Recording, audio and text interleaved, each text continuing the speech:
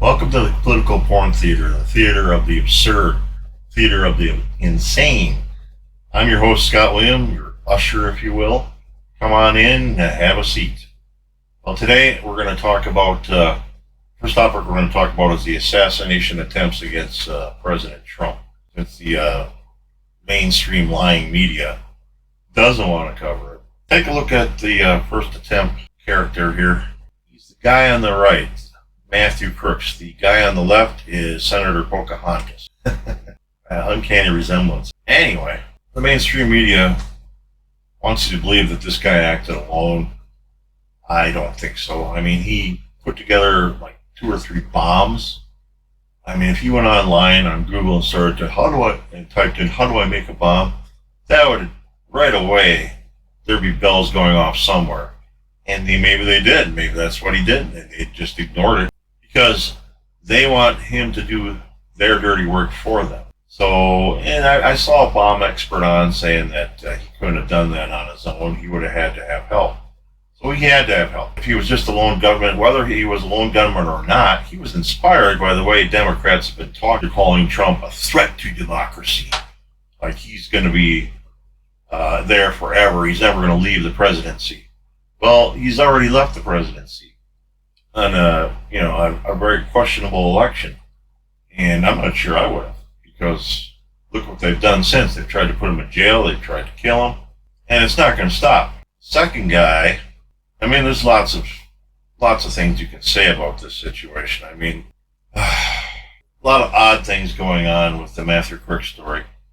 He's walking around with his gun. There's video of that. Apparently he walked around with a big ladder. Where did the ladder come from? Apparently he was flying a drone, they said. Now they're saying, well, maybe it wasn't him flying the drone. Maybe it was the local police. But, I mean, and what they admitted to is that a lot of the people there weren't even Secret Service. They were Homeland Security, which is headed by that Mayorkas guy who should be in prison. But what even makes it more suspicious is that they cremated his body within days. So what are they trying to hide? The next guy who tried to kill President Trump is this Ruth guy. Is it Ralph or Ruth? He's the one on the right. The other one is the accuser of President Trump and 7 other people. She did the same thing, allegedly. And the resemblance is uncanny, isn't it, though?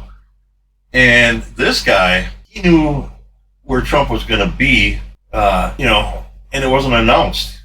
He knew that Trump was going to be there. He was staked out, sitting there waiting for Trump to come. And he had his itinerary apparently going weeks in advance. So someone on the inside had to help. People within the government are trying to take Trump out. So I don't know. I mean, This guy is actually claiming he's innocent. I mean, what's he going to say? Oh, I was there to protect the president. No, I don't think so. He released and it's kind of funny though. They released his manifesto, if you will, when they went and released the guy that person that was a woman born as a woman trying to be a man, who shot up that church or that church school or whatever, and killed 3 kids and a couple of adults too. They wouldn't release that manifesto for months, but this one they had out almost immediately. It's just unbelievable. And yeah, I mean, here's a story. CIA accused of offering $150,000 bounty on Trump's head in bizarre assassination leak. Why did they release this? I mean, they got a picture of the gun. The serial number was scratched off the rifle. Here's what the letter read in part. Dear world, this was an assassination attempt on Donald Trump, but I am sorry I failed you. I tried my best and gave all the gumption I could muster. It's up to you now to finish the job, and I will offer $150,000 to whomever can complete the job. Everyone across the globe, from the youngest to the oldest, knows that Trump is unfit to be anything, much less U.S. president. Nobody knows that. Only crazy lunatics think that. Anyway, they released this, and why? Why did they redact the part about the reward? Because they're in on it. This guy's living in Hawaii. It's not cheap to live in Hawaii. He's flying all over the world. He's over in Ukraine. Who is funding him? So, I mean, this is all an inside job. And the thing is, what if they succeeded? Or are we just going to sit there? Do they think that upwards of 100 million people, 75 million people voted for Trump, but I think the real numbers are probably upwards of 100 million people that support him? Do they think that we're just going to sit there and say, oh, well, you got our guy, let's just let bygones be bygones, just move on? I don't think so, not this time. You have no idea what kind of a Pandora's box you're going to open, and I don't think you're going to be able to put a lid on it. And now we have reports that there are 5 assassination teams running around the country trying to take out Trump as well. A report from Representative Matt Gaetz, there are 5 known assassination teams in America out to kill President Trump. 3 of them foreign in nature, which means 2 of them are domestic in nature. And the thing is, if they know about them, why does the Homeland Security take them down? Because Homeland Security is headed by an alleged treasonous piece of crap, if you will, Mayorkas. And it's kind of funny that some of these Democrats are out there, Democrat pundits in the media, saying people that demonize Trump and gin up this hatred for Trump and inspire these people to do these things. The same people are saying that these 2 shooters are Republican, when it's, all the political donations they've ever made were to Democrats. I know Matthew Crooks registered as a Republican, but he did so to vote for, the thing is, Matthew Crooks likely registered as a Republican just to vote for Nikki Haley, as she was asking Democrats to do. So, I mean, that's no big deal. That doesn't mean that Matthew Crooks was a Republican. Why would he donate to all Democrats then? Enact Blue, which is a money laundering operation for Democrats, basically. Allegedly. And then we have one more report.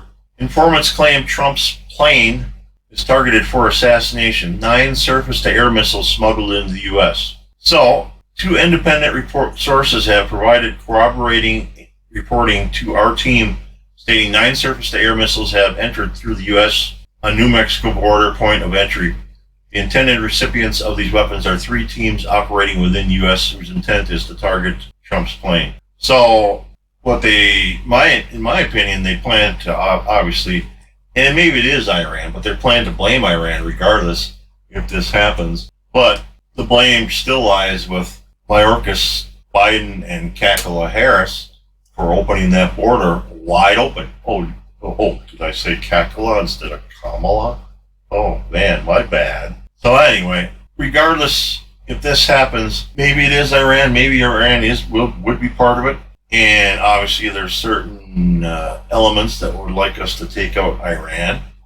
But still, you got to come back to the fact that the Democrats have opened the borders wide open, even wide enough to let surface-to-air missiles come through, on purpose most likely. And you got to blame Kamala Harris because she is the border czar. She's letting it happen. All right, so I didn't want to end this program on a negative note. I just want to say that I'd hate to be you if if you pissed off 100 million people with the language you've been using to demonize Trump when it's not true, by the way. Like, well, he's never gonna leave office. He's a dictator. He's already left office once. Ding dongs. Anyway, so I'd hate to be you if you pissed off 100 million people. What if only 10% of that, or even 1% of that, decided they would do something? Think about that. This is kind of funny. It's also terribly absurd and insane. San Francisco police are dressing up in chicken costumes to fight crime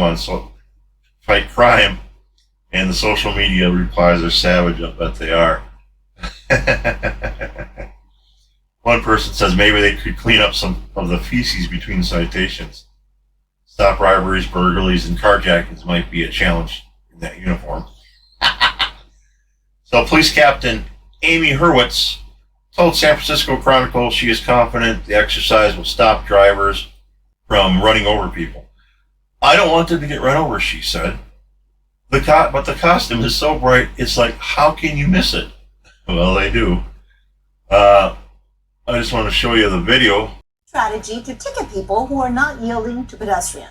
ABC 7 News reporter Luz Pena interviewed the SFPD lieutenant who's actually dressing up in a chicken costume. Luz is here now with more of the details on this story. Yes, Julian and Kristen, this police lieutenant has been dressing up as a chicken for about 6 months. They do this twice a month, and the goal is simple: to create traffic safety awareness and prevent pedestrians from getting injured while crossing the streets. Oh, Lord, look at this.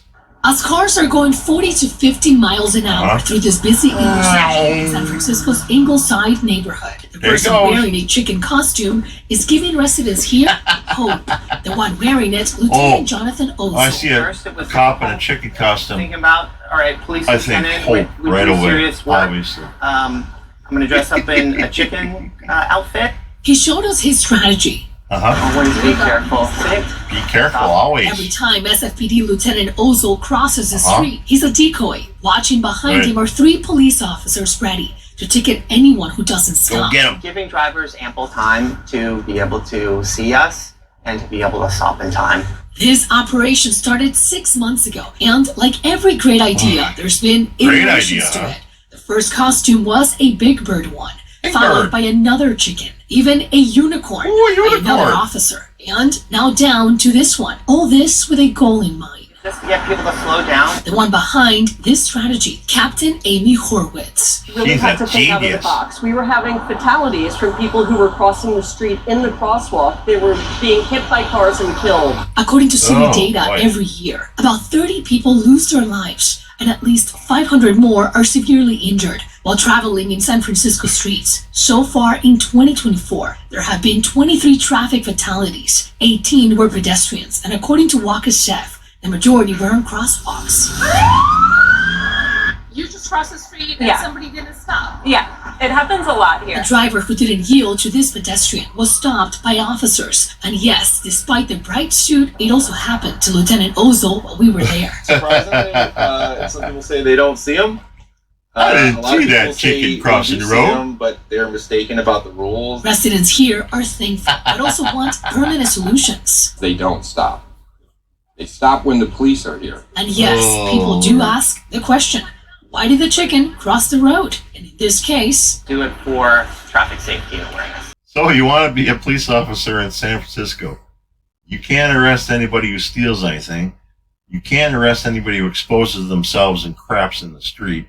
But you can arrest some violent criminals. But they'll probably be out on the street within hours because you have Soros DAs. You have DAs like Kamala Harris was back then. She's probably the first woke DA in San Francisco. Terrible, just terrible. But, you can dress in a chicken costume and walk across the road. Something tells me this has to be a humiliation ritual. Now I've seen it all. Yeah, well, that's the first show.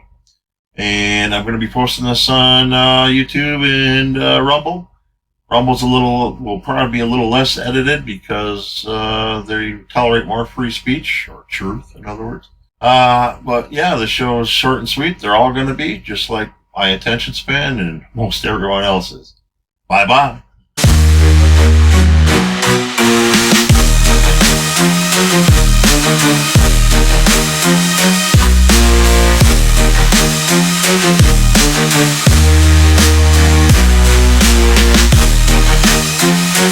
We'll be right back.